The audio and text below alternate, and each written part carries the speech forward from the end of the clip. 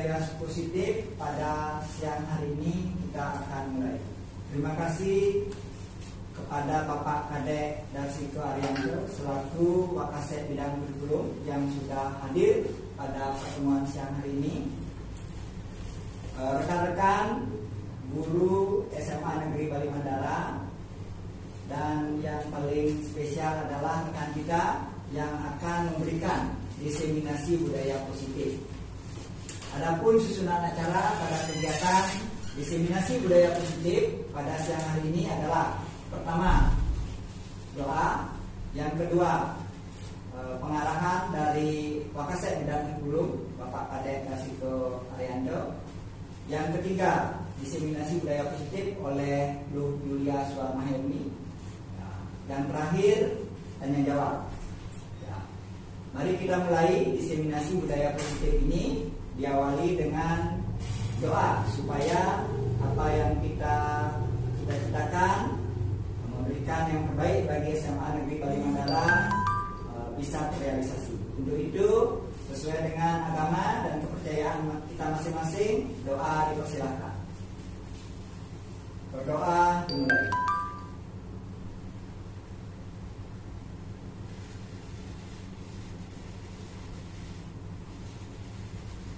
Selesai. Untuk itu, kepada Bapak Kadek Darsiko Arianto, mohon untuk memberikan pengarahannya terkait dengan kegiatan diseminasi budaya positif. Waktu dan kesempatan dipersilakan, Pak Kadek. Baik, terima kasih Pak Jadi atas kesempatannya. Ini Om Swastiastu. Assalamualaikum warahmatullahi wabarakatuh. Salam budaya yang kita hormati bersama teman-teman dari guru SMA Bali Mandara, ada 10 orang lebih, dan yang juga tidak kalah kita bersama ya Bu Yulia Suarmahelmi yang akan menyampaikan tentang diseminasi budaya positif ini. Kita harapkan diseminasi budaya positif ini bisa memberikan inspirasi untuk teman-teman semua di sini, nanti di kelas ataupun di kegiatan pembelajaran, sehingga tidak hanya dalam arti untuk Bu Sensei saja, tetapi kita harapkan teman-teman yang lain juga bisa mengaplikasikan di kelas. Nanti dalam penyampaiannya boleh untuk dengan apa istilahnya dengan jelas seperti itu. Nanti kalau misalkan ada pertanyaan dari teman-teman juga bisa ditanyakan, sehingga diskusinya bisa menjadi lebih bagus lagi. Jadi Bu Sensei di sini terkait dengan budaya positif, saya yakin teman-teman di sini sudah ada yang bergerak itu bagian dari modul 1.4. Misalnya di budaya positif ini ada disiplin positif, motivasi dan lain sebagainya, itu bisa menjadi lebih bagus lagi, sehingga nanti teman-teman budaya positif ini bisa di kelas ini bisa lebih dimarakkan lagi, sehingga tidak jadi budaya negatif gitu, atau misalkan mengangkat siswa dan sebagainya. Saya yakin budaya positif yang dikembangkan oleh Bu Sensei sangat baik sekali di kelas 11 atau 12 ya. Jadi kita harapkan ini menjadi inspirasi untuk kita semua, dan kita sangat dukung ini sehingga bisa menjadi contoh yang baik untuk teman-teman di sekolah. Bisa ya? Baik, terima kasih. Sesi pengarahan dari Bapak Kadek Darsiko telah kita lalui. Sekarang kita menginjak ke sesi berikutnya, yaitu diseminasi budaya positif yang akan dibawakan langsung oleh Bu Yulia Suarmahelmi. Waktu dan kesempatan dipersilakan. Terima kasih Pak Nadik. Izin berdiri rekan sekalian.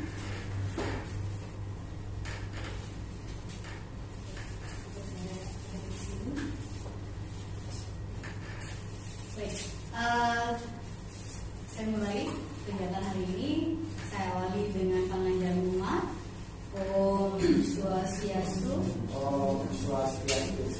Selamat siang Bapak Ibu guru sekalian, dan yang terhormat Wakasek Kurikulum SMA Negeri Bali Mandara Pak Kadek Darsiko Arianto yang telah bersedia meluangkan waktunya untuk mengikuti acara diseminasi budaya positif terkait materi modul di 1.4, yaitu pada program pendidikan guru penggerak. izinkan saya memperkenalkan diri. Perkenalkan, saya Lydia Somaheni. Saya merupakan calon guru penggerak angkatan ke-7 Kabupaten Buleleng, Bali. Nah, pada kali ini saya akan membagikan terkait informasi budaya positif.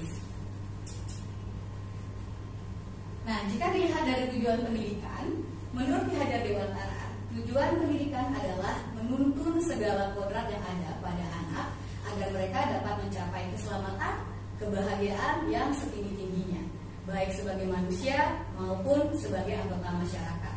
Oleh sebab itu, pendidik hanya dapat menuntun tumbuh dan hidupnya kekuatan kodrat yang ada pada anak agar dapat memperbaiki lakunya, bukan dasar hidupnya, dan tumbuh kembangnya kekuatan kodrat anak tersebut. Jadi kalau upaya kita ingin mengambil intisari dari tujuan pendidikan, menurut KHD ini, ya guru itu hanyalah sebagai penuntun.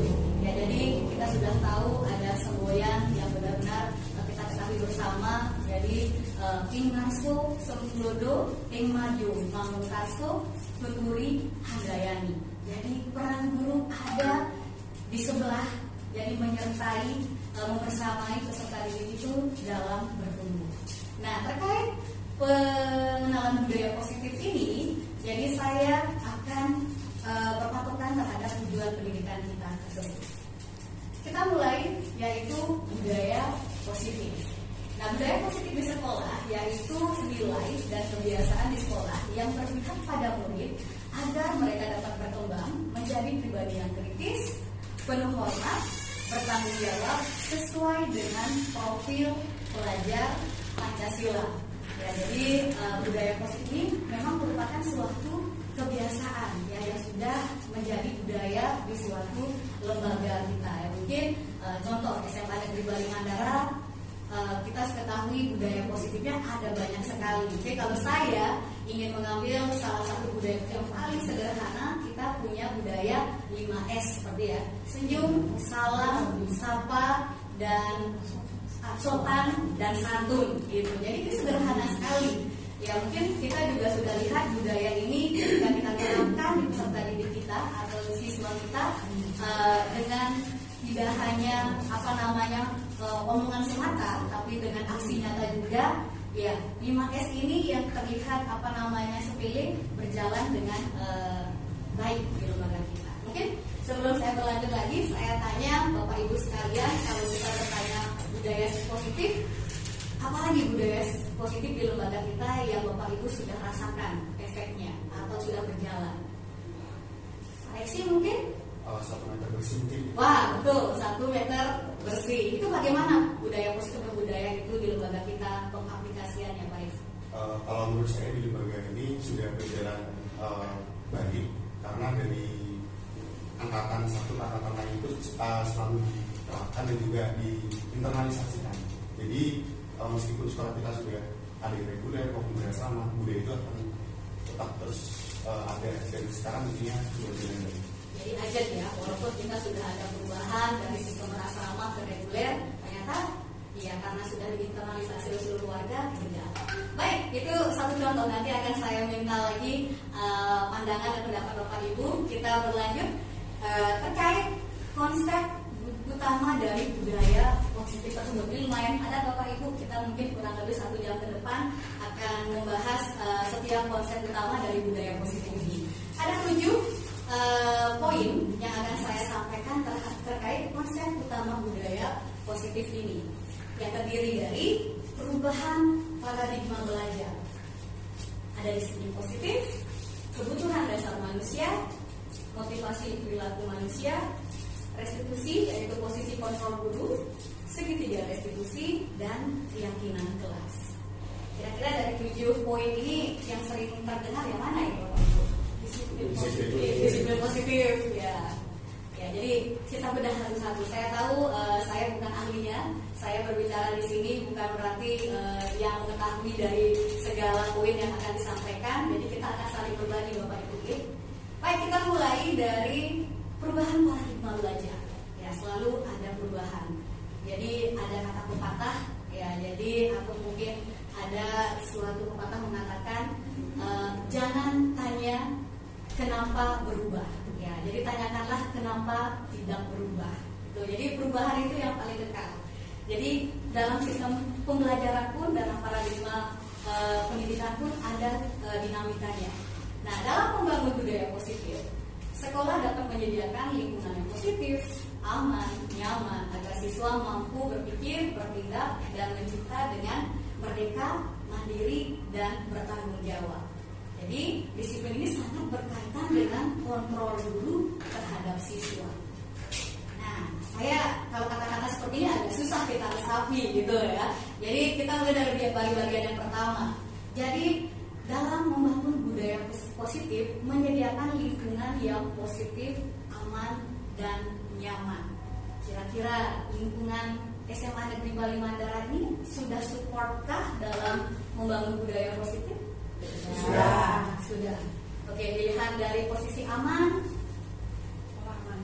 ya kayaknya ya. Jadi kita juga bebas dari perundungan ya. Jadi dari nyaman juga sepertinya kita walaupun berada di lingkungan desa, jadi kita sangat memiliki lingkungan sekolah yang lumayan luas, hijau dan asri, jadi sangat mendukung sekali dalam proses pembelajaran. Dan ini jadi dalam aktivitas pembelajaran pun ya baik intra kokurikuler maupun ekstra kokurikuler pun akan sangat didukung oleh lingkungan yang positif ini. Dan terkait kontrol guru, nah saya akan memberikan suatu ilustrasi kepada Bapak Ibu. Nah, Bapak Ibu, dalam pengalaman Bapak Ibu mengajar di kelas, pernahkah Bapak Ibu menghukum siswa?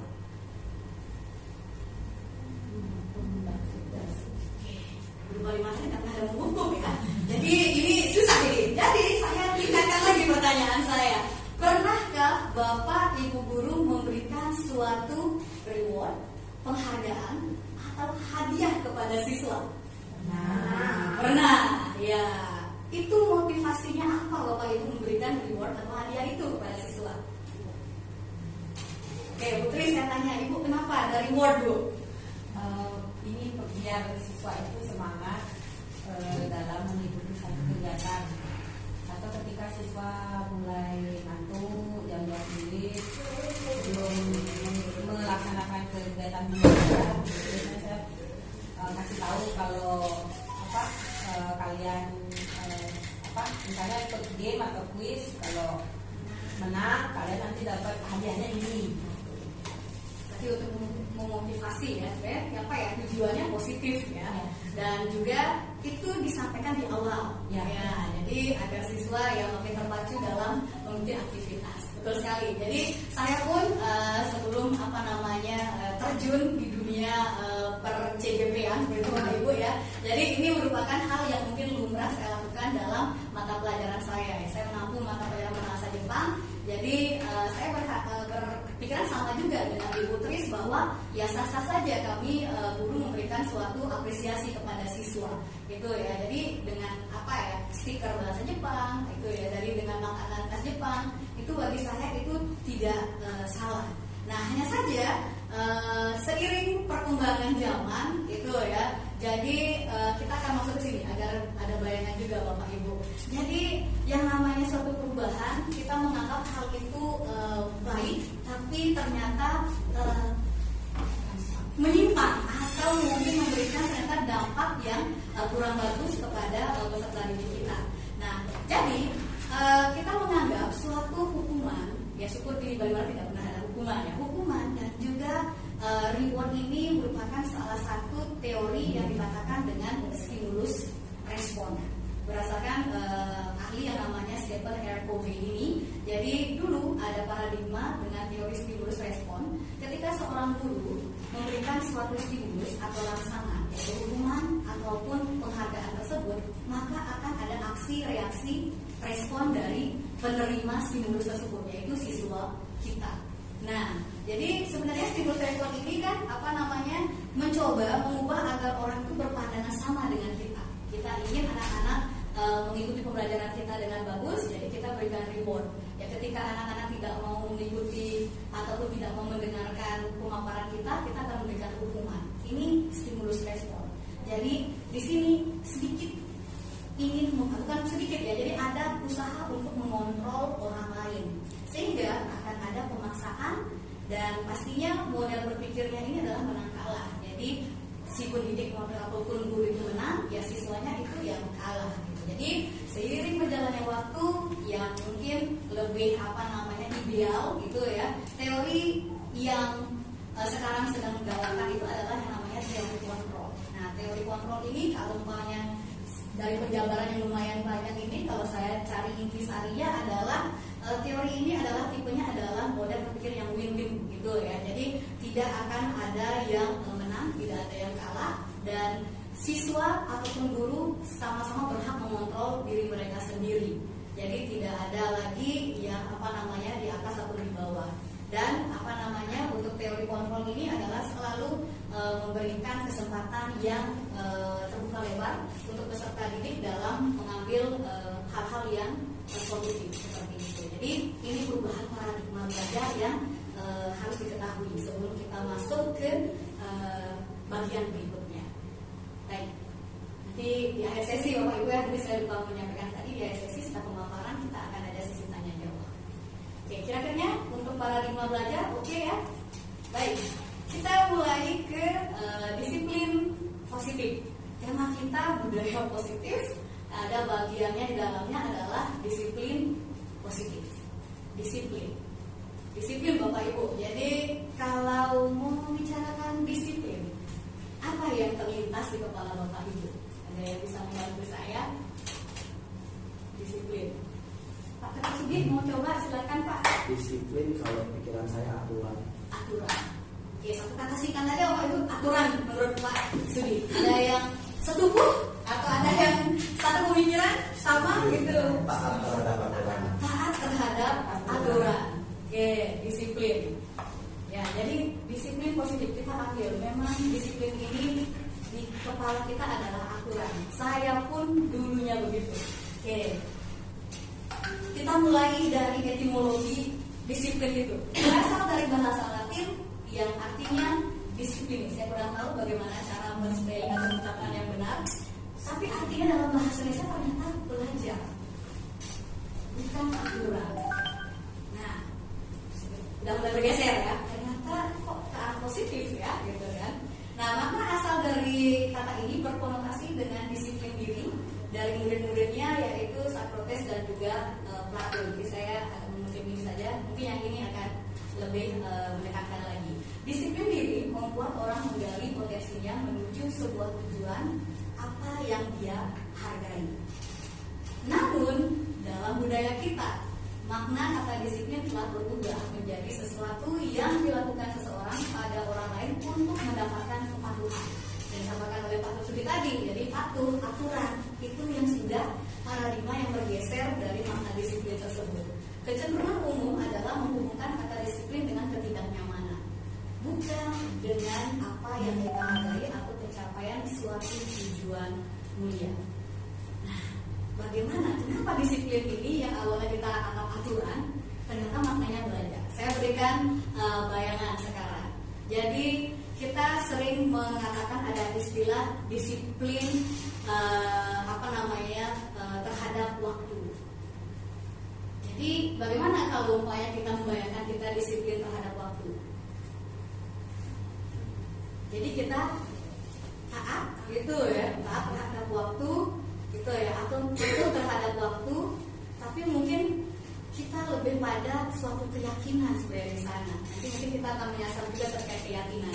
Jadi disiplin terhadap waktu itu mungkin intisarinya adalah bagaimana kita belajar menghargai waktu yang ada sebenarnya. Itu kan, jangan menyia-nyiakan waktu. Tambah lagi, ada disiplin penggunaan uang gitu umpamanya ya. Jadi disiplin terhadap keuangan gitu kan. Jadi saya yang boros, jadi saya harus disiplin terhadap keuangan saya. Ya, jadi di sini ya mungkin ada kata aturan, tapi mungkin akan lebih lagi masuk dari kata belajar, itu saya belajar untuk mengatur keuangan saya. Apalagi disiplin yang kita sering disiplin waktu sudah, disiplin terkait uang, disiplin apa lagi ya? Ya, disiplin ilmu ya, itu ya. Saya kurang tahu ya, tapi disiplin ilmu apa? Jadi ya mungkin belajar terkait ilmu gitu ya. Jadi disiplin matters. Itu kira-kira maknanya apa ya Pak?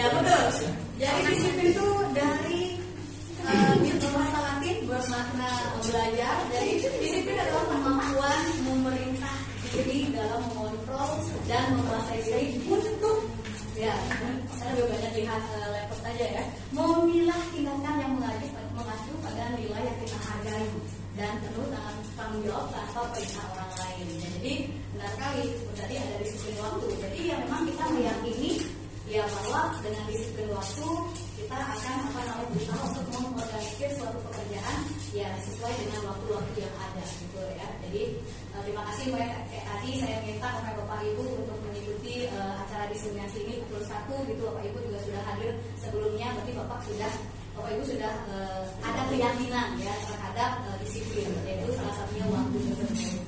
Ya, dan seseorang yang memiliki disiplin diri berarti mereka bisa bertanggung jawab terhadap apa yang dilakukan karena mereka berdasarkan nilainya pada nilai kebajikan universal. Jadi di sini sudah ada motivasi perilakunya berasal dari diri sendiri, tidak didasari oleh faktor luar seperti itu Bapak Ibu. Jadi disiplin positif ini masih akan berlanjut. Jadi kita akan lanjutkan di poin yang ketiga dalam menciptakan suatu budaya positif. Kebutuhan dasar manusia. Ini bukan pelajaran ekonomi ya. Jadi ini adalah pelajaran umum gitu ya. Ya, kebutuhan dasar manusia. Ya, yang namanya butuh berarti perlu ya, gitu ya. Jadi di sini Bapak Ibu bisa lihat ada 5 bagian, 5 dasar kebutuhan manusia yang bisa dilihat. Yang paling paling mendasar itu adalah bertahan hidup, survival. Ya, ini paling kecil, tapi ini yang paling basic, gitu ya. Makanya ketika banyak sementara kekurangan ransum di kantin, kita sudah mulai kebakaran jenggot ya Bapak Ibu ya. Jadi makanan, minuman, air, ya mungkin udara juga menjadi kebutuhan bertahan kita. Selanjutnya setelah kita memenuhi bagian dari survival ataupun bertahan hidup ini, barulah kita berusaha untuk mengisi kolom-kolom lainnya, mulai dari kasih sayang dan diterima, penguasaan, kebebasan, dan kesenangan. Nah, realitas ataupun kebutuhan setiap orang ini berbeda-beda Bapak Ibu. Jadi kita akan berusaha memahami pandangan orang lain terhadap dunia. Setiap orang memiliki gambaran yang berbeda-beda terkait pemenuhan dari kebutuhan dasar manusia ini, gitu ya. Jadi jika Bapak Ibu ingin kita bersama-sama merefleksi diri kita, ya pribadi Bapak Ibu masing-masing, apakah kebutuhan dasar Bapak Ibu di 5, mungkin 4 ya, karena saya anggap bertahan hidup Bapak Ibu sudah asuransi sehat, duduk di sini ya, jadi dalam kondisi sehat walafiat sudah terpenuhi ya, mungkin sudah ada kudapan juga di atas meja, ini juga salah satu untuk bertahan hidup Bapak Ibu ya. Jadi silakan sembari mendengarkan sesi materi dari saya. Ya, sambil juga mengisi kebutuhan dasar Bapak Ibu ya untuk bertahan ya. Oke. Nah, silakan dilihat lagi ke dalam ya, apakah hal-hal yang mengisi setiap poin Bapak Ibu, apa sih yang membuat Bapak Ibu merasa Bapak Ibu sudah terkait poin kasih sayang itu sudah terpenuhi gitu kan. Penguasaan sudah terpenuhi sampai dengan kesenangannya. Kebebasannya juga gitu ya. Ya nanti saya akan minta pendapat Bapak Ibu. Nanti setelah ini mungkin kita coba ukur-ukur gitu ya. Yang mana kira-kira parameter nilai ini yang paling maksimum terisi pada diri Bapak Ibu. Ya, mungkin dari sini ya, biar lebih enak lagi. Kayaknya LCD-nya juga sudah mau anteng ya. Oke. Baik, ada yang ingin menyampaikan kira-kira dari kebutuhan dasar manusia ini, dari kasih sayang sampai dengan kesenangan, terisi oleh hal apakah tersebut? Mungkin Pak studi lagi nih, Pak emang ini ya, emang terdepan emang. Iya betul. Nanti kebutuhannya besar. Iya. Nanti mohon disensor mungkin saya bisa ya. Silakan Pak Tut. Kalau saya merefleksikan di satu poin aja boleh ya? Boleh. Di di kasih sayang dan rasa diterima. Kalau implementasinya di dalam keluarga, ya, di mana saya diterima di dalam keluarga tersebut ada kasih sayang, ada kejujuran, kemudian ada kebersamaan. Di sana saya menemukan adanya rasa kasih sayang. Kalau saya secara pribadi, dalam artian kalau sudah masuk dalam keluarga, kita sudah masuk dalam lingkungan yang merasa nyaman, tentram, ada rasa kasih sayang, kemudian rasa saling menghargai dan diterima, seperti itu. Berarti keluarga itu adalah, ya kita kasih aplaus dulu ya. Jadi Pak Sudi itu merasa apa namanya kebutuhan terkait kasih sayang dan penerimaan itu didapatkan di keluarga. Ya betul itu Ibu Riana ya, selalu mendamping Pak Sudi ya. Iya betul ya. Oke. Kira-kira di keluarga itu Pak Sudi bisa mendapatkan penguasaan juga tidak? Penguasaan. Iya, penguasaan itu berarti ya di situ bisa bukan kuasa ini. Bisa memiliki, bisa mengontrol suatu hal seperti itu ya. Kalau penguasaan dalam keluarga sebenarnya kan kita punya kapasitas yang sama, tetapi ada kondisi yang memang kita harus memiliki. Itu berarti kita sudah menguasai orang lain pun terhadap pasangan kita juga memiliki kita. Itu kalau persepsi saya terhadap penguasaan seperti itu, saling memiliki dan menguasai. Betul. Jadi penguasaan ini bukan konotasinya ke apa ya negatif ya. Jadi penguasaan itu memang saling memiliki, itu sudah masuk kita apa ya memenuhi kebutuhan kita di bagian penguasaan ini. Ya. Jadi ya Pak Sudi mungkin sebagai kepala keluarga pastinya bisa mengontrol ya istri, ya mungkin keuangan juga masuk namanya penguasaan. Kita beralih ke yang ibu-ibu ini kira-kira ya. Ya, Bu Wis ini yang mau ya, Bu Wis mau pilih yang mana? Saya kasih bebas ini, yang mau kupu-kupu atau yang bangun Bu? Baik, terima kasih Bu Yulia Sensei. Saya sedikit menjelaskan. Yulia saja. Baik, dari kebutuhan dasar manusia di sini, kalau dikatakan dalam kehidupan pasti semua ada, dari kasih sayang dan merasa diterima, penguasaan, terus kebebasan, akan masuk ke sana. Tadi sudah dijelaskan oleh Pak Sudi, itu pasti di dalam keluarga semua itu pasti ada. Tapi poinnya yang mana lebih ditonjolkan atau yang dirasakan. Tetapi kalau saya ini di dalam keluarga maupun dalam pembelajaran di BK itu di sana ada kasih sayangnya juga, ada penguasaan juga ada, terus kebebasan juga ada, dan terakhir itu adalah kesenangan. Kalau dikasih sayang, bagaimana siswa itu menerima saya pada saat saya mendengarkan siswa bercerita pada saat konseling. Seperti dia menerima, saya juga menerima dengan rasa kasih sayang, saling terbuka, saling memberikan satu persepsi lah apa yang akan tujuan di akhir konseling nanti. Nah, di dalam itu selanjutnya penguasaan itu saya menguasai masalah apa yang dimiliki anak tersebut. Nah, nanti di sana siswa tersebut juga akan menguasai bagaimana dari hasil konseling yang kita dapat. Seperti nanti kita akan menentukan kesepakatan satu sama lain. Dari situ siswa akan melanjutkan kebebasan, apakah solusinya yang akan diambil dari dirinya sendiri atau solusi yang saya berikan. Nah, di sana dia akan mengimplementasikan untuk mengambil keputusan atau kebebasan melakukan hasil konseling tersebut. Nah, dari akhir itu pasti ada rasa kesenangan. Nah, dalam rasa konseling itu anak itu senang nggak mengadakan konseling, terus bagaimana perasaannya di sana muncul, dan itu akan menjadi bertahannya hidup.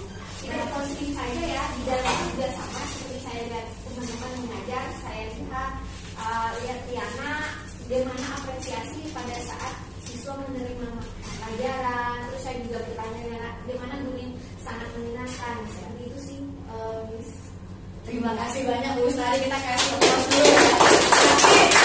Ketika kita sedang membicarakan tentang pemenuhan diri sendiri, ini Bu Wis sudah beyond lagi ya, sudah melewati batas lagi dia bagaimana konseling itu bisa memenuhi setiap kebutuhan dari peserta didik gitu ya. Jadi Bu Wis sudah menyasar ke mata pelajaran yang Bu Wis tadi ampuh gitu ya. Jadi kira-kira sepertinya semua terpenuhi. Nah, kalau saya mau tanya lagi di terakhir ya, persentase persentase ya. Jadi yang paling jelas dari 4 kebutuhan gitu ya. 4 kebutuhan ini yang paling penuh yang mana kira-kira? Apakah semuanya penuh? Positif? Penuh semuanya? Diterima? Itu hasil kasih sayang juga yang ini Mbak Pur ya. Hasil penguasaan suami juga gitu ya. Ya, asli nyata ya. Full semuanya, keren sekali ya. Jadi apalagi adik-adik nanti lahir ke dunia makin lagi senangnya. Kira-kira kebebasannya bagaimana Bu? Penuh juga? Yang tidak ya. Atau bebas bergerak? Kalau saya kebebasannya yang gimana? Kurang Tidak penuh. Ya, kita sebagai makhluk sosial mungkin ya menyadari mungkin kebebasan itu tidak bisa 100% ya. Tapi di aspek mana gitu ya? Kalau saya rupanya kebebasan menggunakan uang pribadi kayaknya bebas sekali. Uang saya, oh ya. Baik, kita akan berlanjut di bagian ini. Jadi kita ada studi kasus sedikit. Ya, Bapak Ibu bisa lihat di layar. Ya, silakan dibaca. Dinda, seorang anak kelas 3 SD. Dari sekolah menangis, mengadu pada ibunya bahwa dia dibenci. Dia benci pada ibu Rani. Kebutuhan yang berusaha dipenuhi oleh Dinda jika jawabannya seperti ini. Nah, ini ada studi kasus. Ya, jadi ada Dinda, seorang anak kelas 3 SD, dia pulang ke rumah menangis ya bahwa dia katanya benci pada ibu Rani. Ibu Rani itu gurunya ya. Nah, kira-kira kebutuhan apa yang Dinda tidak terpenuhi gitu ya dengan klausa ataupun pernyataan ibu guru tidak menyapaku hari ini, padahal aku pakai jepit rambut baru, gitu kan? Cinta dan kasih sayang. Cinta dan kasih sayang. Kenapa Ibu Arlin kok punya cinta dan kasih sayang? Pak Darsika kesenangan. Saya cinta dan kasih sayang. Cinta kasih sayang. Pak Ketua Komunitas kita ini Pak Ariana kira-kira apa Pak? Belum punya anak perempuan ya, jadi belum kita nih. Dua-duanya sebenarnya bisa masuk gitu dengan Ya. alasan-alasan kita. Betul, Gitu. betul. Tapi kalau saya disuruh milih cinta dan kasih sayang mungkin ya. Cinta dan kasih sayang. Jadi lebih banyak ya kita. Betul orang bilang Bu ya. Ya, jadi karena mungkin dia benci gitu ya, karena mungkin ingin dicintai dengan adanya rambut, mencari perhatian, belonging ya kebersamaan. Oh kamu lagi sekali nih, gitu ya. Jadi lebih cinta dan kasih sayang. Next, kita masih ada satu lagi. Ini udah masuk ke taraf anak sekolah menengah atas ya. Ada Dimas aja tuh. Isra Saura. Bisa pergi ke tempat bagus. Ya, ini Dimas sudah punya apa namanya ini ya, sudah mau belajar nyetir mobil katanya. Jadi akhir pekan dia berlatih menyetir. Ya, jadi sampai menyetir bertanya membuat ingin nyetir mobil. Nah, ada klausa di sini. Aku senang bisa pergi ke tempat-tempat yang aku suka. Bebas. Kesenangan. Kesenangan. Aku bebas bisa gitu. Penguasaan. Karena aku senang. Penguasaan mobil. Penguasaan mobil menurut Bapak Riki penguasaan. Ya, menurut jawaban di LMS apa yang diberikan grup penggerak adalah kebebasan.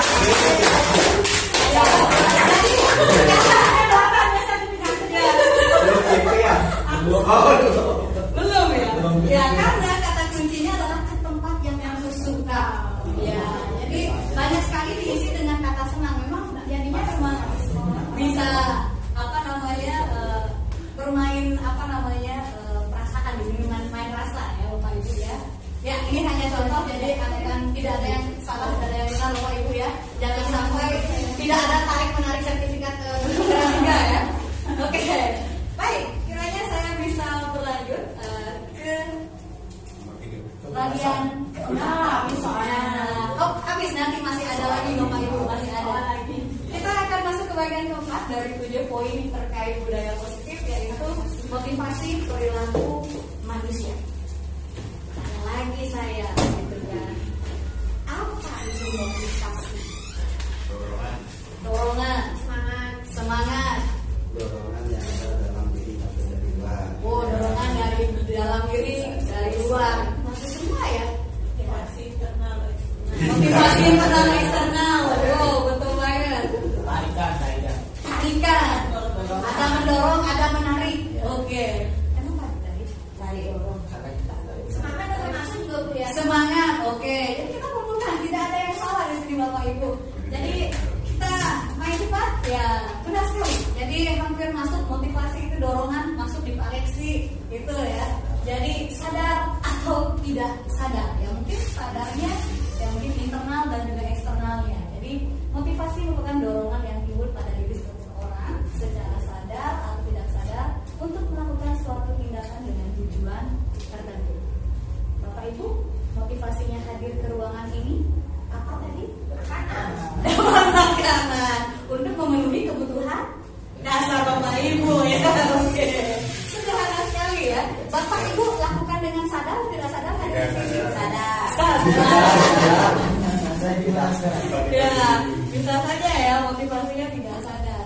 Baik, kita masuk ke motivasi perilaku manusia. Nah, tadi Bu Pipin ada bilang internal, ada eksternal. Ya, Bu Pipin udah belajar materi dari guru penggerak ya. Teori motivasi perilaku manusia ini ada tiga, Bapak Ibu. Yang pertama, ada teori motivasi untuk menghindari ketidaknyamanan ataupun hukuman.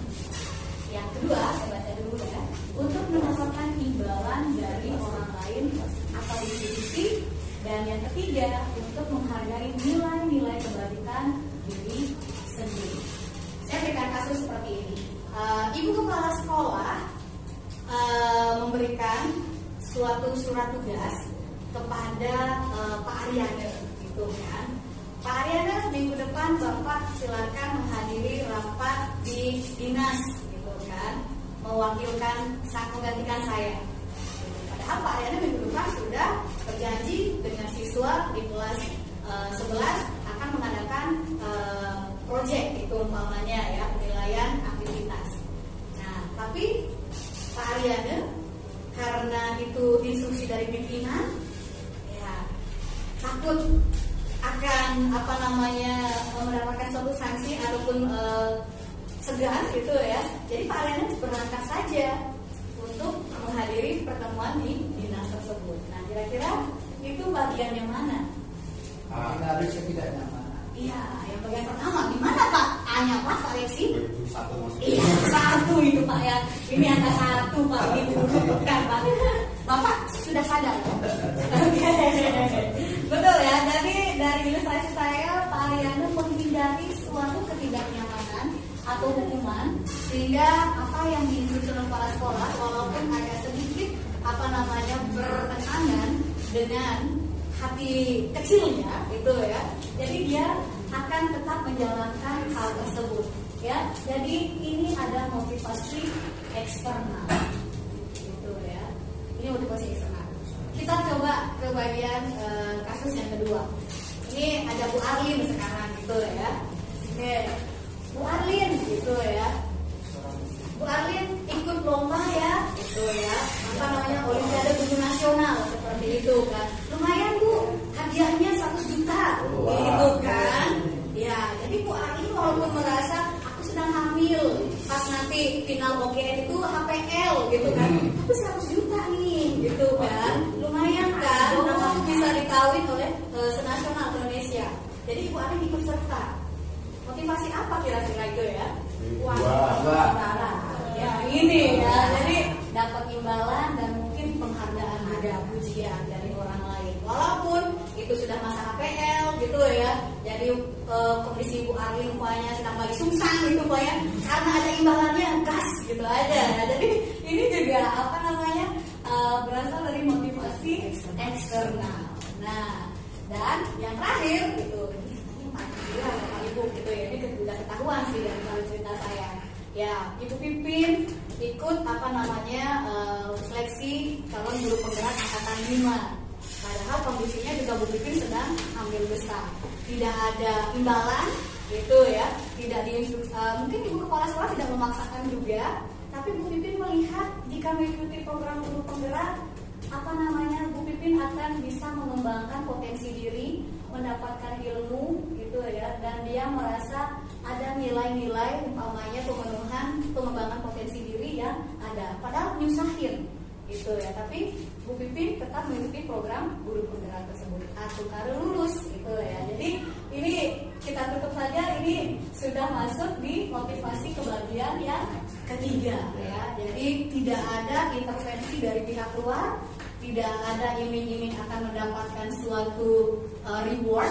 Jadi murni karena ada nilai kebajikan yang diyakini dan akan berkembang diperoleh dari program tersebut. Nah ini dari 1, 2, 3 motivasi perilaku manusia ini yang ideal katanya Bapak Ibu adalah yang bagian ketiga, karena berasal dari diri sendiri dan merupakan tujuan dari disiplin positif itu. Kalau mengulang lagi bagian kedua tadi bahwa disiplin positif itu berasal dari diri sendiri ya, meyakini dengan sadar akan tanggung jawab yang akan dilakukan. Ya ini dia Bapak Ibu, jadi teori motivasi perilaku manusia. Walaupun tidak disalahkan juga kalau Bapak Ibu melakukan suatu kegiatan berdasarkan bagian 1 ataupun 2, itu pilihan Bapak Ibu. Tapi memang yang paling ideal ya semuanya dari diri Ibu sendiri. Oke. Nah, karena adanya suatu motivasi terhadap perilaku manusia, ada suatu istilah yaitu hukuman dan konsekuensi. Ya, saya lanjut saja ya. Nanti kita akan latihan di sini Bapak Ibu. Jadi, hukuman adalah cara untuk mengarahkan tingkah laku seseorang agar sesuai dengan tingkah laku yang berlaku secara umum. Ya, ketika 1 tambah 1 adalah 2, ya ikutilah itu. Gitu ya. Ketika di Bali kalau arah pantai itu adalah kelop, ya itulah kelop. Itu ya. Jadi, hukuman itu bersifat mengatur ya, kekeh, saklek itu istilahnya. Nah, sedangkan konsekuensi adalah akibat dari suatu perbuatan yang harus dilakukan oleh seseorang.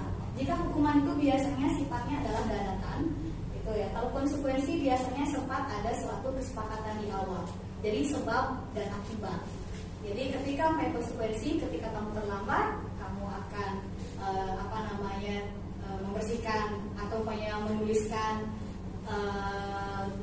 permintaan maaf kamu di satu buku sebanyak 100 kali, itu mungkin konsekuensi gitu ya. Kalau hukuman mungkin sifatnya lebih ke arah fisik ya, ataupun hal yang menyakitkan biasanya.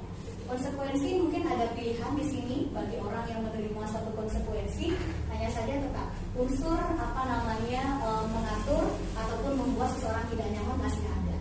Ya, jadi memang mungkin biggernya hukuman ini lebih menyakitkan dibandingkan konsekuensi. Baik, mengisi waktu kita untuk semakin menguatkan terkait hukuman dan konsekuensi, saya sudah menyiapkan kuis kepada Bapak Ibu. Oke, kita akan berlatih menggunakan tahun. Bapak Ibu ada koneksi internet kah? Tapi Nomor HP. Berdua boleh Bapak Ibu, berdua ya. Kita akan coba. Ini sebenarnya game ini sangat mudah sekali. Jadi kalau saya langsung mainkan tanpa bermain di Kahoot, sudah Bapak Ibu pasti bisa menentukan terkait mana hukuman, mana konsekuensi. Tapi akan lebih seru lagi di jam-jam kritis seperti ini. Kita refresh dulu Bapak Ibu ya. Saya mempersiapkan 10 soal terkait hukuman atau konsekuensi. Ya, jadi kita tunggu dulu. Ya, kita hadiahnya tidak ada. Motor listrik yang harganya Masih saja ya.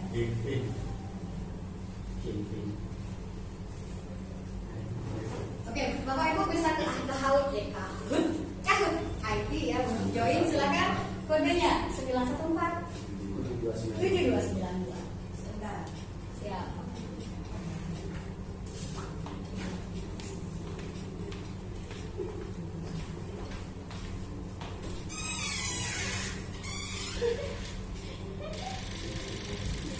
Ya, ini Pak Ariana bisa masuk Pak?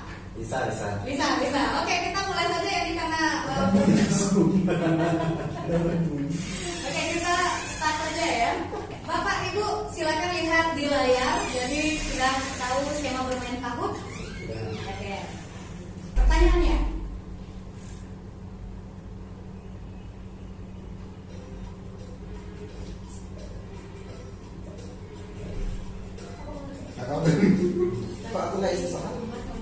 Soalnya di depan Bapak Ibu. Iya. Di sini jawabannya. Silakan hanya dipilih link hukuman konsekuensi. Mana? Oke. Sudah ada di depan. Ya, jawabannya adalah mencatat 100 kali. Itu adalah konsekuensi. Silakan Bapak Ibu hati-hati. Ini gamenya online ya. Nanti. Oke, wow. Oke. Next. Dari memilih lapangan basket 2 kali. Hati-hati karena saya pindah-pindahkan juga ya. Salah nih. Mana refresh ya? Oke, hukuman Bapak Ibu memilih. Ya. Gagal dengan motor listrik. Iya, motor listrik. Bener tak? Silakan. Ini masih siapa ini? Darmono. Pak Darmono. Ya. Ini sudah keluar ya. Jadi kalau sudah suhu bicara membersihkan coretan.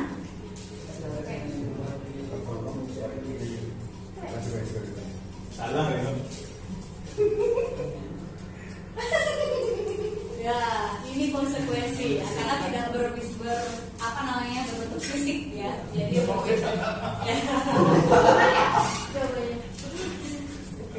Konsekuensi.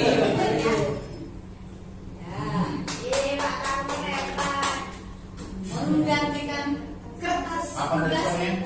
Oh itu.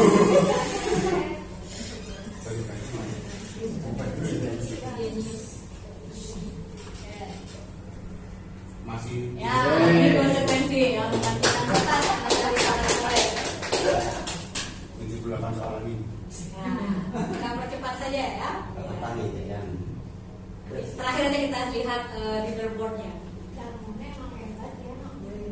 Push up 15 kali.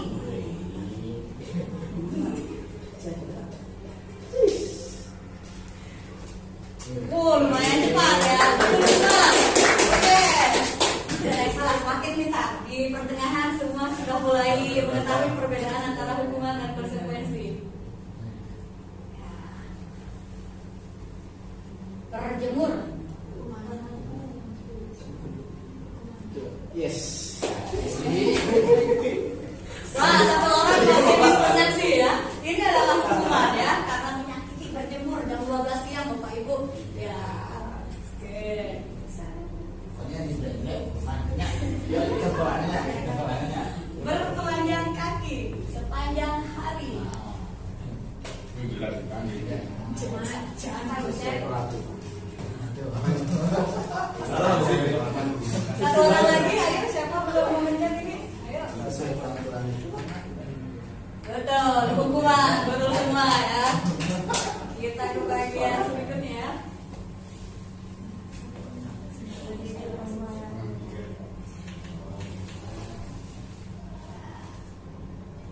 Iya. Ya. Coba dicari banyak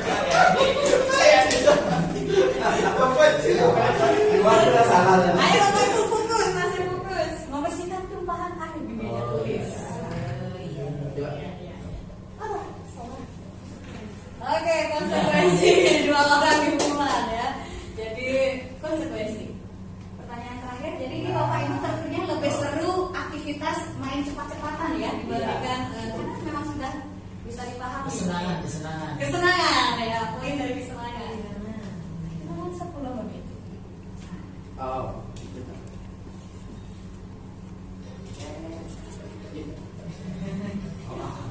Nah, itu Ya, konsekuensi.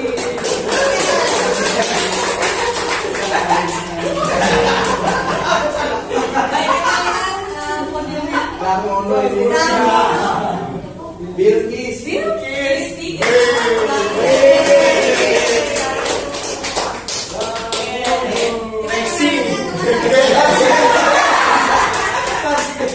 Ya, Pak Darsiker yang dijokiin oleh Pak Reksi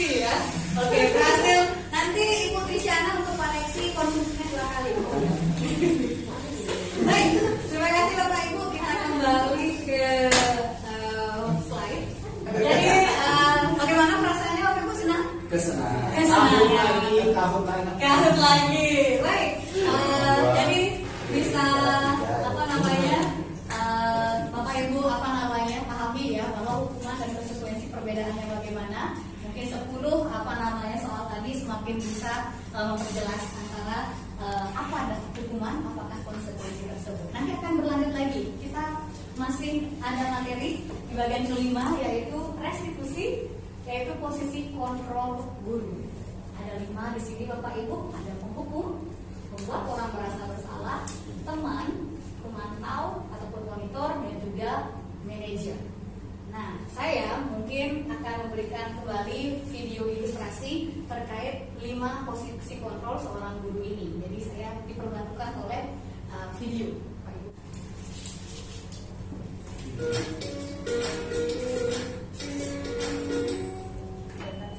Salam bahagia Ibu dan Bapak Guru hebat. Dalam penerapan disiplin positif restitusi, salah satu program yang dikembangkan adalah 5 posisi kontrol.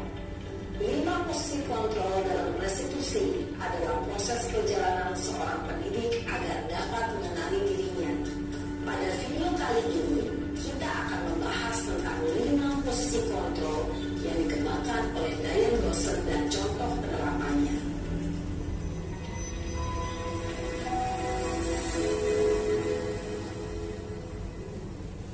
5 posisi kontrol itu adalah 1. Posisi penghukum, 2. Posisi pembuat merasa bersalah, 3. Posisi teman, 4. Posisi pemantau atau monitor, dan 5. Posisi manajer. Untuk lebih memahami kelima posisi tersebut, mari kita saksikan kasus Naren yang terlambat hadir 20 menit di sekolah dan melihat bagaimana kelima posisi kontrol dalam menghadapi masalah tersebut.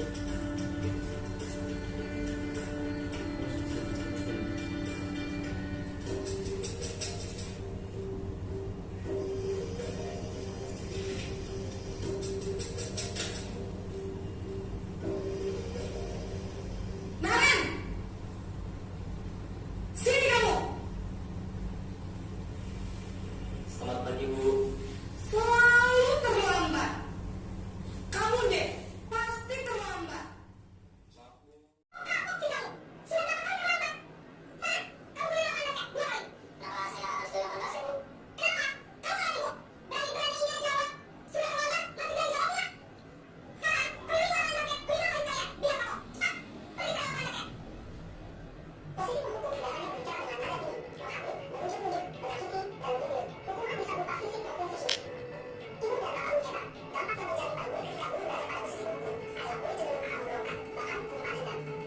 Posisi manajer adalah posisi kontrol yang disarankan untuk membimbing murid memiliki sikap disiplin yang positif, yaitu murid yang mandiri, bertanggung jawab, dan dapat memecahkan masalah.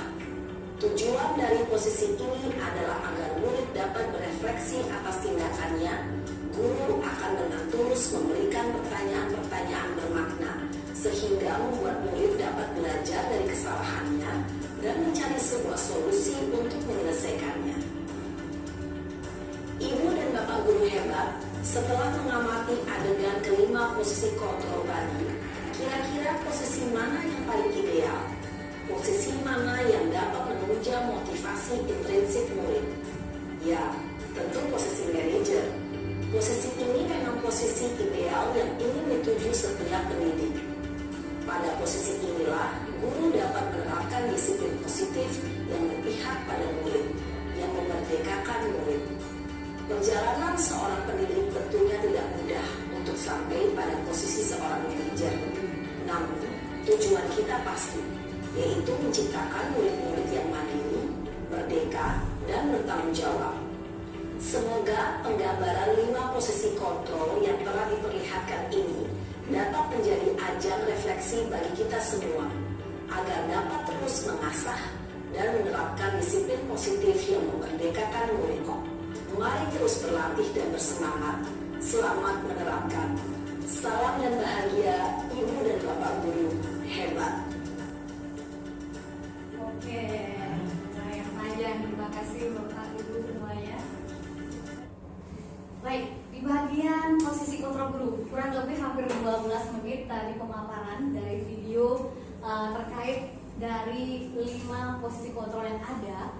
Jadi setelah 12 menit tersebut, kalau kita mau refleksi, mungkin saya tidak akan terlalu panjang lebar di sini.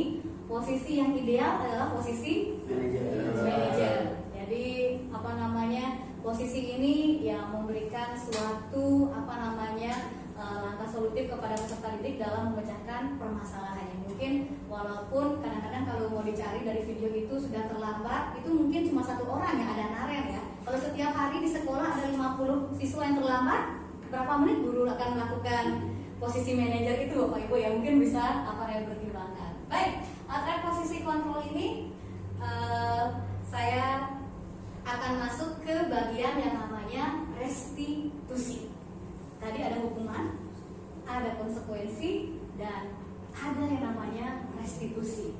Nah, restitusi seperti Bapak Ibu bisa lihat di depan adalah proses menciptakan kondisi bagi murid untuk memperbaiki kesalahan mereka sehingga mereka bisa kembali pada kelompok mereka dengan karakter yang lebih kuat. Nah, restitusi ini juga merupakan proses kolaboratif yang mengajarkan murid untuk mencari solusi untuk masalah mereka dan membantu murid berpikir tentang orang seperti apa yang mereka ingin menjadi dan bagaimana mereka harus memperlakukan orang lain. Ya, ini menurut dosen 2004. Ya, jadi mungkin ya secara tidak langsung posisi manajer itu memfasilitasi seorang guru untuk melakukan suatu tindakan restitusi. Jadi kalau kita mau runut, ada suatu hukuman, konsekuensi, itu masih kurang ideal Bapak Ibu. Dan yang paling ideal itu adalah posisi kontrol seorang guru berperan sebagai seorang manajer dan melakukan suatu tindakan restitusi. Ya itu ya. Jadi jika ingin diberikan suatu bayangan, ya ini ya hukuman. Hukuman itu adalah guru menghukum murid tersebut untuk format bendera selama 10 menit. Itu hukuman Bapak Ibu, jadi menyakiti ya, guru marah dan murid menjadi takut. Konsekuensi, guru memberikan konsekuensi untuk mengerjakan tugas saat jam istirahat. Mungkin konsekuensi ini masih pada posisi sebagai seorang pemantau atau monitor ya. Jadi ada stimulus dan respon di sini. Dan jika seorang guru melakukan suatu langkah restitusi, yaitu guru menanyakan keyakinan kelas ya, dan membantu murid dalam menyelesaikan masalahnya.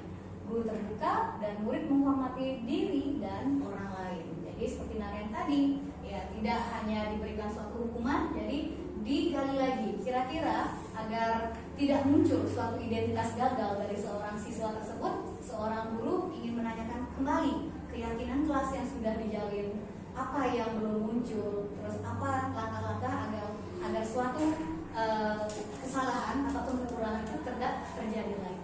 Ya, ini terkait hukuman, konsekuensi dan restitusi. Nah, menyambung kita sedikit lagi Bapak Ibu. Mohon maaf mungkin ada salah penomoran. Ini nomor 6. Jadi kita akan masuk ke yang namanya segitiga restitusi. Nah, restitusi ini ada langkah-langkah dalam melakukan tindakan. Jadi diawali dengan yang namanya validasi tindakan yang salah. Dilanjutkan dengan menanyakan keyakinan. Dimulai dengan menstabilkan identitas, ya, validasi tindakan yang salah, dan diakhiri dengan menanyakan keyakinan. Ya, kita berkaca lagi dari tindakan Naren dan Ibu Guru tadi, itu ya, ada bagian menstabilkan identitas. Jadi di situ ada kata-kata yang menggiring agar bagaimana kita membuat seseorang yang salah, yaitu siswa kita, agar semakin tidak merasa terpuruk ketika kita melakukan pendampingan kepada mereka. Jadi bisa digiring dengan kata-kata setiap orang pasti pernah melakukan kesalahan, gitu ya. Kamu bukan satu-satunya yang pernah melakukan ini. Jadi distabilkan dulu identitasnya, karena ciri khas dari seseorang yang bersalah biasanya mereka akan semakin takut ketika diberikan pertanyaan, gitu ya. Jadi dengan menyajikan suatu pertanyaan yang bisa menstabilkan identitas dari pembuat permasalahan tersebut, dia ataupun guru itu akan semakin dekat atau semakin mudah untuk mendekati peserta didik tersebut. Setelah stabil diri dari peserta didik dilanjutkan dengan memvalidasi tindakan yang salah sehingga ini terlambat tadi kan ya. Jadi kita akan gali kenapa bisa terlambat gitu ya. Jadi kamu tentu punya alasan mengapa melakukan itu gitu ya. Kenapa bisa terlambat gitu ya. Tadi katanya lupa setel alarm kan. Adakah cara yang lebih efektif untuk mendapatkan apa yang kamu butuhkan atau cara yang efektif untuk menanggulangi permasalahan kamu ketika kamu terlambat tersebut. Nanti mungkin akan ada saya tampilkan video restitusi yang sempat saya buat juga agar teman-teman semakin ada bayangan terkait segitiga restitusi ini. Dan setelah ada validasi, baru kita akan ke konklusi, yaitu menanyakan kembali keyakinan-keyakinan yang pernah disepakati. Jadi jika terkait keyakinan kelas gitu ya, bisa ditanyakan lagi, adakah keyakinan kelas yang pernah disepakati yang tidak dilaksanakan saat siswa tersebut terlambat gitu ya. Mungkin ada nilai disiplin seperti itu ya, ada nilai upaya toleransi dan yang lain-lainnya. Dan juga menggiring pertanyaan, kamu ingin menjadi orang yang seperti apa. Jadi lebih banyak aktivitas ini seperti mementoring atau mengcoaching seorang siswa yang melakukan kesalahan untuk berusaha sendiri menghadapi ataupun mencari solusi untuk permasalahannya. Jadi jika kita ingat kembali lagi awal lagi ketika paradigma perubahan pembelajaran, teori kontrol. Disinilah muncul teori kontrol itu bahwa guru tidak bisa sepenuhnya memaksakan kehendaknya mereka sendiri. Jadi di situ kontrol siswa itu diserahkan sepenuhnya kepada peserta didik tersebut. Itu terkait segitiga restitusi. Jadi apa manfaatnya? Ya, manfaatnya mungkin Bapak Ibu juga sudah bisa baca. Dia membantu murid untuk lebih jujur pada diri sendiri, ya, mengevaluasi dampak dari kesalahan yang dilakukan. Restitusi memberikan penawaran, bukan paksaan. Jadi di sini kita tidak menawarkan apapun. Jadi lebih banyak kita meminta masukan ataupun ide-ide solusi dari peserta didik. Dan sangat penting untuk menciptakan kondisi yang murid bersedia menyelesaikan masalah dan berbuat lebih baik lagi. Jadi semua orang pasti pernah berbuat salah. Jadi bukan kamu harus lakukan ini atau kamu harus menerima hukuman ini. Jadi restitusi ini kuncinya adalah siswa mengevaluasi kesalahan yang dilakukan. Oke, baik, ini adalah kegiatan restitusi yang sudah sempat saya lakukan kepada dua siswa terhadap dua kasus berbeda. Mungkin akan saya putarkan satu kasus saja mengingat waktu sebelum nanti menutup ke poin yang terakhir dan sesi diskusi. Ya, jadi menceritakan seorang guru yang mendapati seorang murid yang belum ada di kelas setelah istirahat jam pertama. Menurut keterangan teman-temannya, mereka sempat melihat Sari terlihat di koperasi sekolah sedang mengobrol asik bersama teman yang berbeda kelas.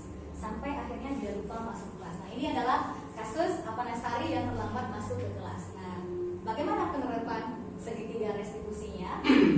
Silakan Bapak Ibu bisa amati pada video di depan. Oke.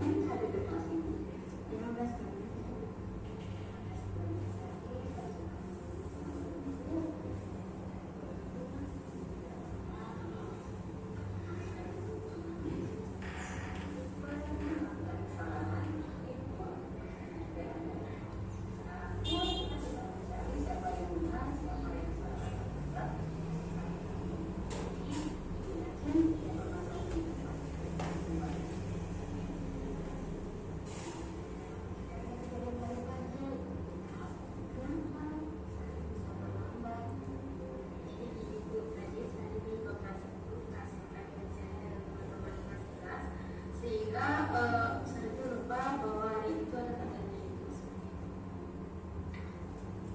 Mari kita lihat ini.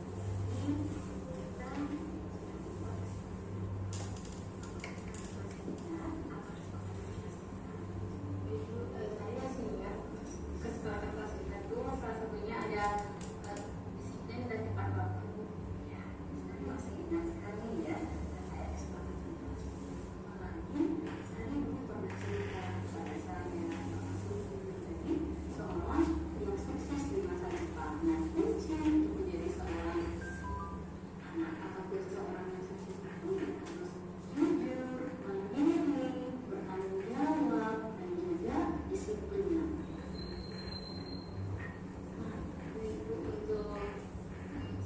Saya tidak akan mengulangi lagi dan saya akan sekarang belajar lebih disiplin dan tepat waktu seperti yang Ibu harapkan.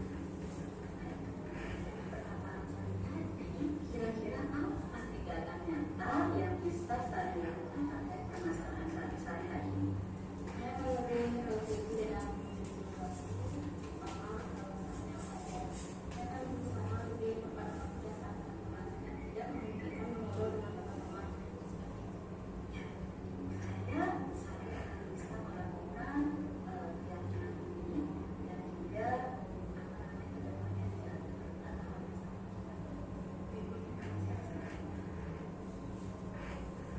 Baik, mungkin saya bingung siswa, saya skip saja. Baik, mungkin dari segi audio ada sedikit kekurangan, jadi kurang maksimal. Mungkin Bapak Ibu bisa dengarkan.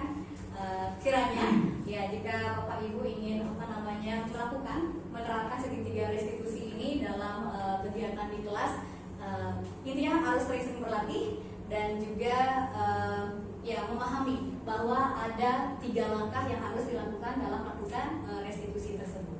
Baik, kita akan ke bagian terakhir dari pembentukan suatu budaya positif di suatu sekolah, yaitu dengan adanya keyakinan kelas. Nah, keyakinan kelas ini adalah nilai-nilai kebajikan atau prinsip universal yang disepakati bersama secara universal, lepas dari perbedaan agama, suku, negara, dan bahasa. Nah, suatu keyakinan ini akan lebih memotivasi seseorang secara intrinsik lagi, dan seseorang akan lebih bersemangat untuk menjalankan keyakinannya daripada sekedar mengikuti peraturan. Nah, ini menurut dosen 98. Jadi sebelum masuk keyakinan kelas, saya tanya ke Bapak Ibu gitu ya, karena Bapak Ibu guru, adakah aturan-aturan yang Bapak Ibu terapkan di kelas Bapak Ibu? Ada peraturan. Nah, kenapa sekarang malah sudah ada aturan? Ada suatu sistem bernama keyakinan kelas yang dianggap mungkin lebih ideal lagi untuk dijalankan di suatu kelas. Nah, kenapa keyakinan kelas bukan peraturan kelas? Kira-kira Pak Yande? Kalau peraturan kelas itu kalau kita katakan akan jadi sangat banyak sekali, akan lebih sulit untuk mengingat. Tapi kalau keyakinan itu akan lebih mudah untuk diingat, karena kalau kita lihat dari nilai kebaikan universal itu kan tidak terlalu banyak.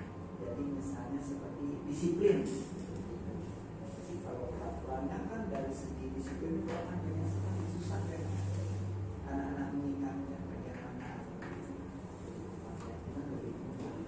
Oke, jadi keyakinan kelas ini bagi Pak Yande karena dia berisikan kebajikan dan lebih umum gitu ya. Jadi lebih mewakili dari aturan-aturan yang bisa dijabarkan sangat panjang sekali. Ya, benar sekali. Jadi jika kita melihat skema dari keyakinan kelas itu memang sifatnya lebih abstrak ya. Jadi daripada peraturan, dan ini karena lebih abstrak, jadi jadinya bisa mewakili dari peraturan yang sifatnya yang banyak dan rinci dan konkret tersebut, tuh kan ya.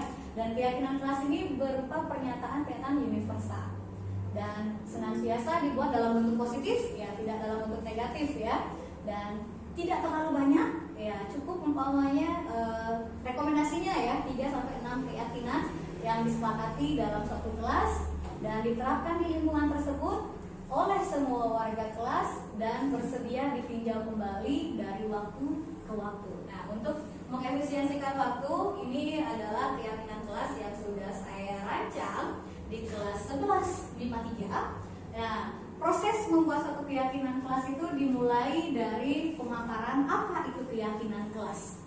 Ya, jadi saya juga melontarkan pertanyaan sama seperti hari ini, mengapa peraturan?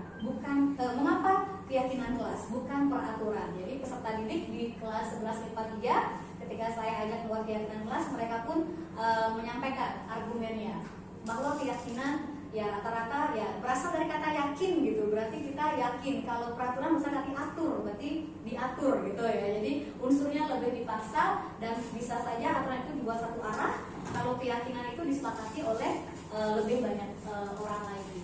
Nah, setelah menyampaikan bahwa kita akan buat keyakinan kelas, dilanjutkan dengan peserta didik, seluruh peserta didik di 11 MIPA 3 membuat kesepakatan ataupun melis kesepakatan kelas yang mereka inginkan sebelum menyusun keyakinan kelas itu. Nah, kesepakatan ini pun dibuat dalam bentuk positif ya. Ya contohnya umpamanya meminta izin ketika hadir terlambat ke kelas gitu umpamanya. Atau umpamanya ada juga boleh makan minum selama pembelajaran di kelas. Jadi dari seluruh kesepakatan dari 25 siswa yang ada di 11 MIPA 3, di akhir sesi mereka menempelkan setiap kesepakatan yang dibuat oleh masing-masing individu di depan kelas. Nah, setelah itu kita pilah-pilah kesepakatan yang memiliki kata-kata ataupun kesepakatan yang sama.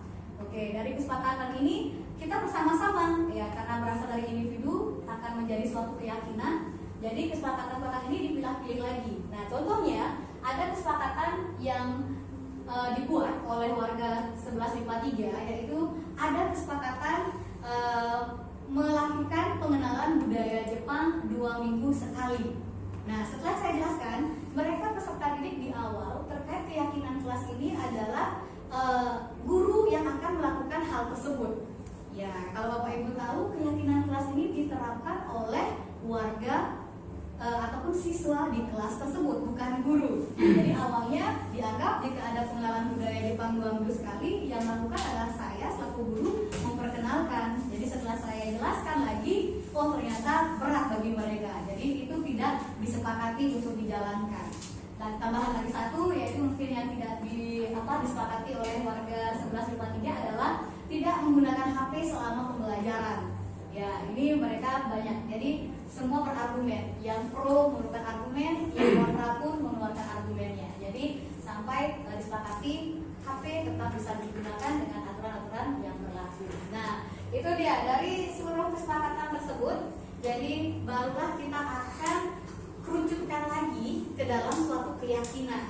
Nah, di sini saya menggunakan patokan nilai-nilai kebajikan yang ada di SMA Negeri Bali Mandara. Ada 18 nilai yang ada. Jadi ketika kesepakatan tersebut kita pilah dan pilih, tercetuslah itu ya, ada 4 nilai kebajikan yang diyakini. Mungkin nanti di akhir sesi. Yang salah satunya adalah tanggung jawab, kreatif, toleransi, dan juga peduli sosial.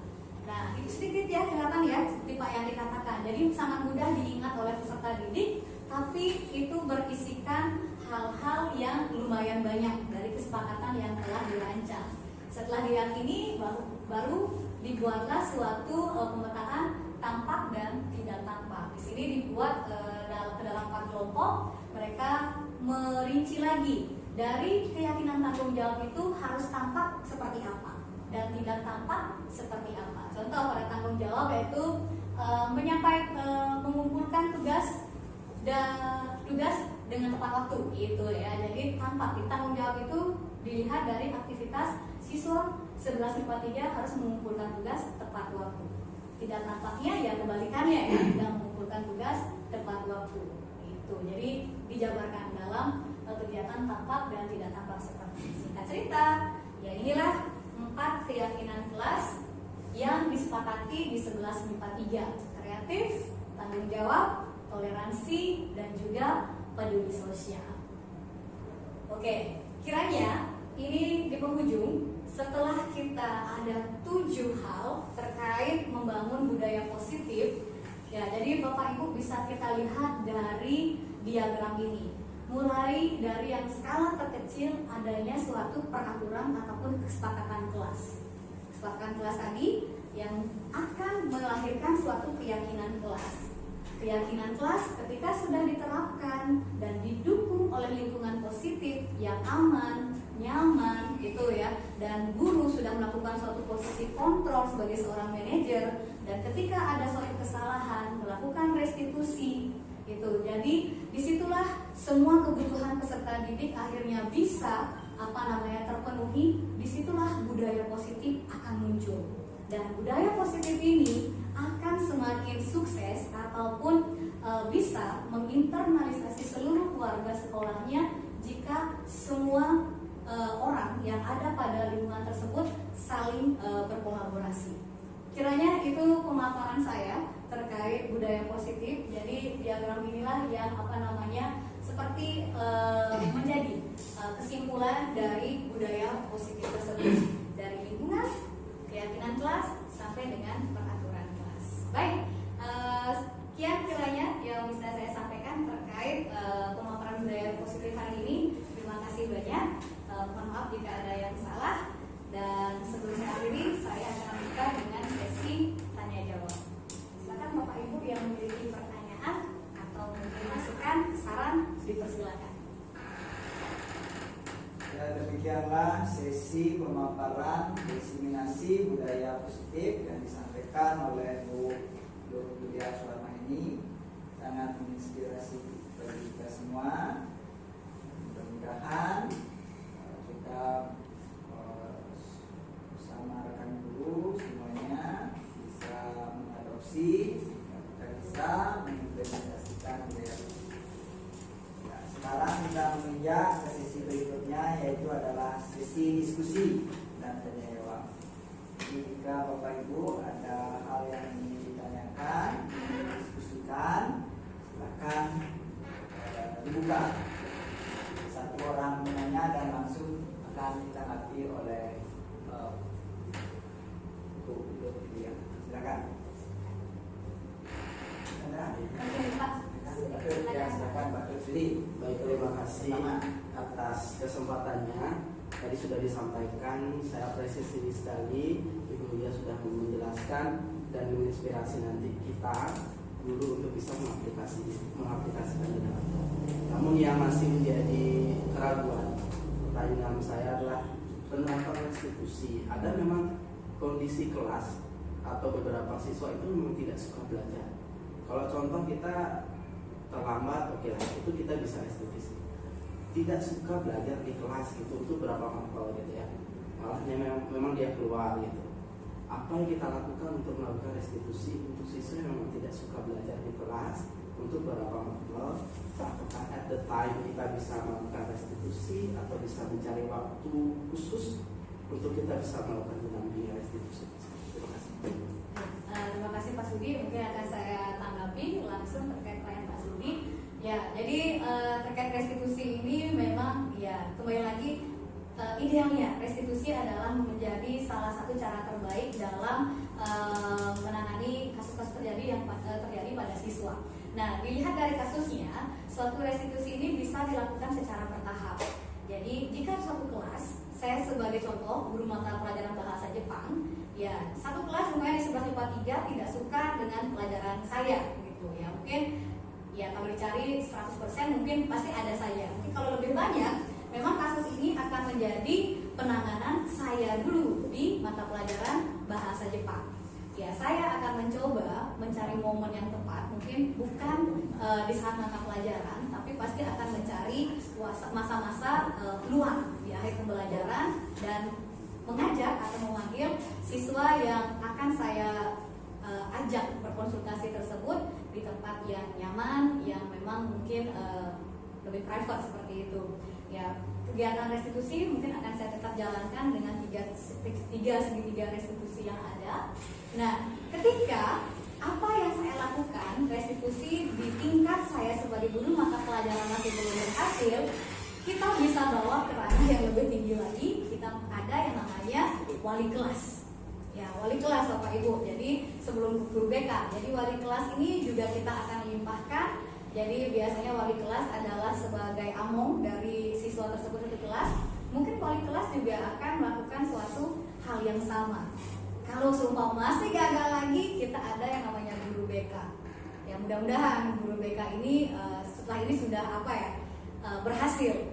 Kalau umpamanya 3 kali restitusi gagal, kita ada yang namanya lembaga, ada yang namanya waka kesiswaan. Mungkin di sini tergantung. Kalau kasusnya mungkin lebih ke pembelajaran, ya mungkin bisa kolaborasi di sini Pak Darsikus selaku waka kurikulum dan Pak Agung bisa sebagai wakasis di kesiswaan juga bisa. Mungkin kita juga sebagai orang yang paling bawah, saya guru mata pelajaran, ada wali kelas, ada BK juga ikut dalam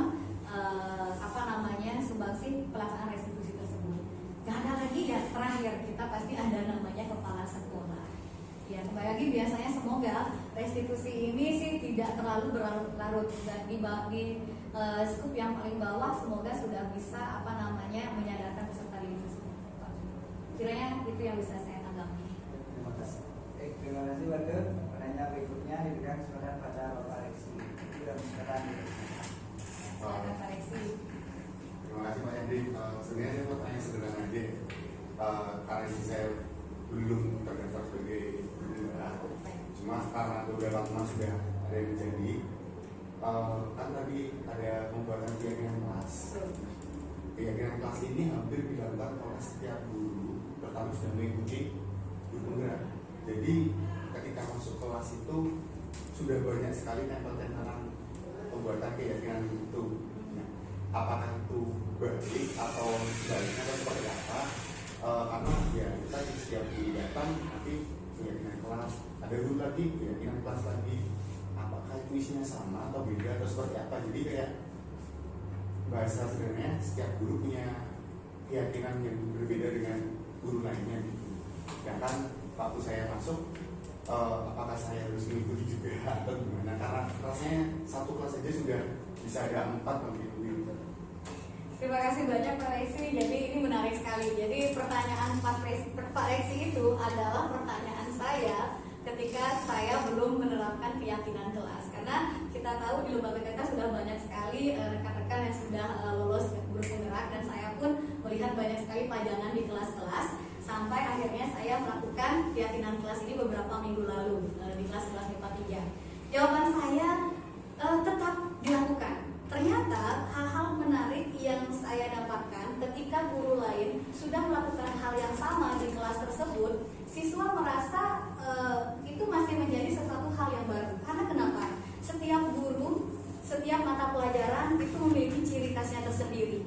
Jadi saya selaku guru mata pelajaran bahasa Jepang, ketika melakukan keyakinan kelas, ternyata muncul lagi suatu kesepakatan baru yang tidak muncul di mata pelajaran lainnya. Contoh ada bahasa Inggris, ada biologi. Ternyata saya mungkin dianggap karakter bahasa Jepang itu adalah suatu pelajaran yang berbasis aktivitas, ada budayanya. Ternyata muncul lagi kesepakatan yang memang tidak tercetuskan di keyakinan kelas pada mata pelajaran lain. Jadi saya rasa jika saya ingin memotivasi Pak Reksi untuk membuat keyakinan kelas, lakukan saja.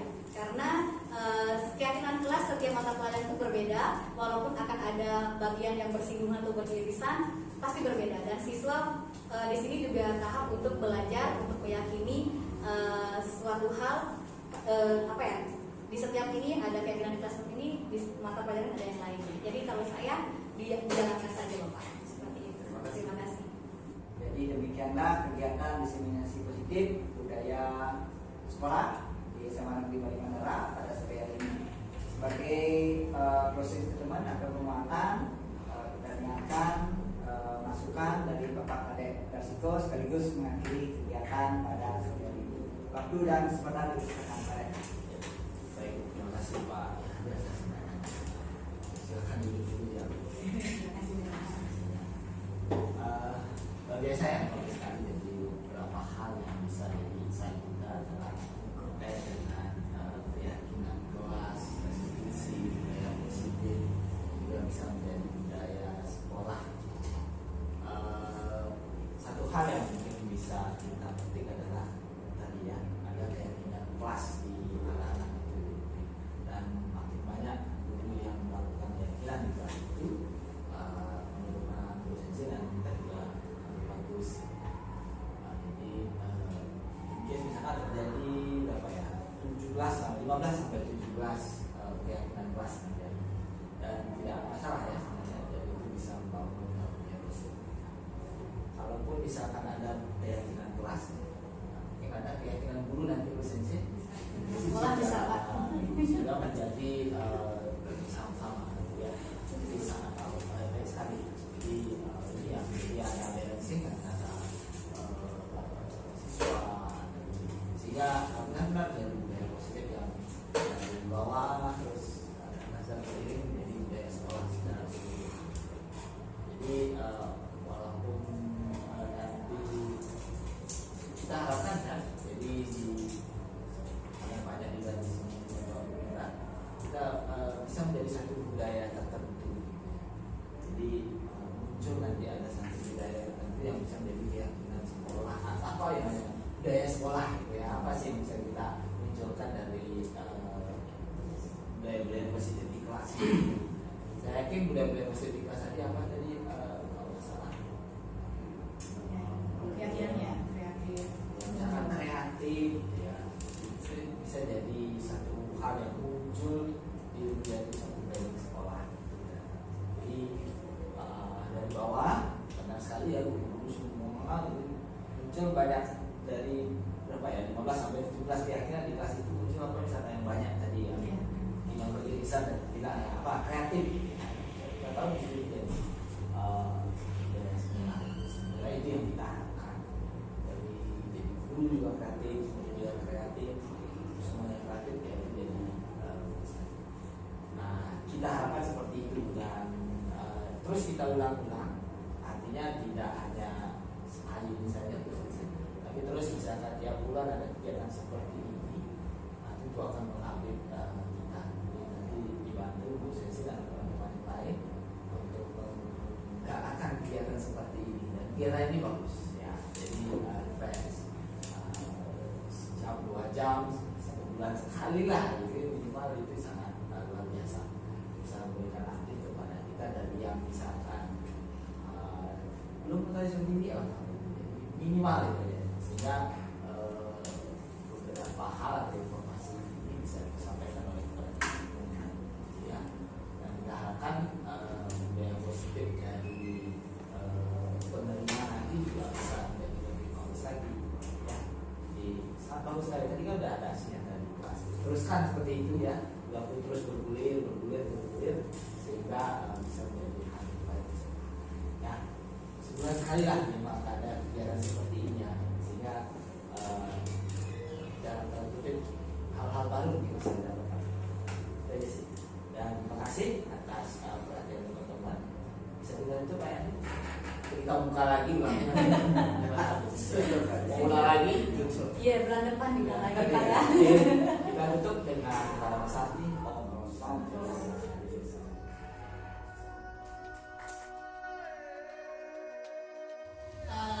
Apa ya, kesepakatan ataupun yang kita sebut dengan keyakinan kelas gitu ya. Jadi mungkin hari ini bukan seperti itu. Oke, ada pertanyaan. Mengapa keyakinan kelas? Mengapa tidak peraturan kelas saja? Ada satu pertanyaan. Oh, ya udah cepat kita